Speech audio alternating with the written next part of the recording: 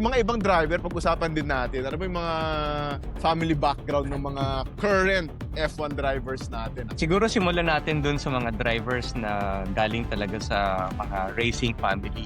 Tulad nga ni yes. Kimi Antonelli, di ba? Mayroon silang sariling motorsports na team na nagko-compete sa GT tsaka sa F4 series sa Europe. Sa mga drivers na to na kilala na galing sa mga racing family is Max Verstappen, di ba? Sino ba ba? Oo. Tatay mo ba naman si Jos Verstappen eh?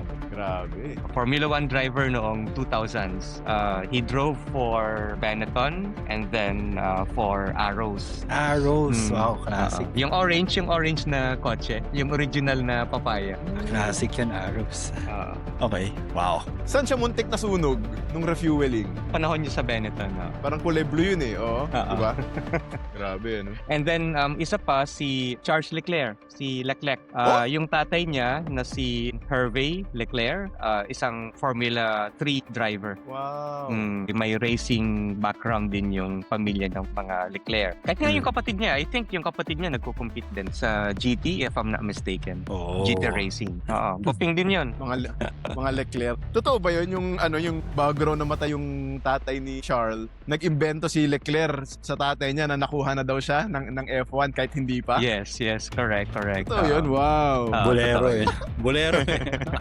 Hindi, pero yun nga. Siguro dahil hindi nakatungtong ng F1 yung F1 niya or pangarap niya. Pero galing din siyang F3, di ba? F3 tapos F2. F3, F2 hanggang sa naging F1. Kaya nga super emotional yung kanyang pagkakapanalo noong sa Monaco 2024. Correct? Grabe. Yeah. Oo, grabe yan. Talagang hinintay ni hometown. Charles Leclerc yung panalo niya na yun sa Monaco. And then si si Alex Albon, yung tatay din niya. Oo. Si Nigel Nagkakarera Albon, nagkakarera din. Sa tuktok. Yan, tuktok. Oo nga. Yung tatay niya is British, yung nanay niya yung Thai. Okay. Yung Albon na apelido sa tatay niya yon na British. Yes, Parang Thai na apelido niya o pangalan niya medyo mahaba eh, di ba? mahaba. Hindi ko alam. Hindi kasya sa hindi kasya doon sa Hindi kasya mga sa ano likas. natin, sa sa livery. subtitle. Oo. Hindi ka sa livery. Sa livery hindi ka kasya din eh. Tsaka sa helmet. Yes, yung tatay niya na si Nigel, nagre-race din sa British touring cars dati. Wow. Nigel Albon. May racing heritage pala si Albon. Yes, okay. tama. Sa tingin nyo, itong pagkakaroon ng heritage o pagkakaroon ng pedigree as a racing car driver would play, a crucial or a big part of it. Kumbaga, mag-move up ka dun sa ranks ng racing world. Malaking factor din kasi na may mga connections ka, especially sa mga team principals, di ba? Kasi dun mo talaga ibebenta yung talent ng anak mo. Especially kung talagang sikat ka na racing driver. Tulad ni Carlos Sainz Sr. Isa pa, si Carlos Sainz pala. Yun. Alam ko yun, yeah. Diba? Dating Rally ba siya? rally Rally? champion.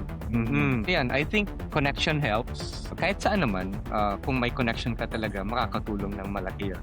Kahit sa sponsorships din siguro, mas madaling kumuha ng sponsors kung big name na yung nasa likod ng damit mo, di ba? Especially kung yung mga racing categories na yung sanction ng FIA. Kasi alam na nila yung sistema kung paano talaga mag-level up or mag-move up from F4 to F3 to F2 to F1. Kung wala kang racing pedigree, kung wala kang pinuno na nasa loob na ng industriya, syempre nangangapa ka sa path kung paano makaangat sa F1. Kung may tatay ka or may uncle ka or may lolo ka na dati nang nasa FIA sanctioned na motorsports, Yes. syempre may path na sila. Alam na nila kung anong next mong gagawin, alam nila kung sinong pupuntahan mo, alam nila kung sino mga sponsors ang lalapitan.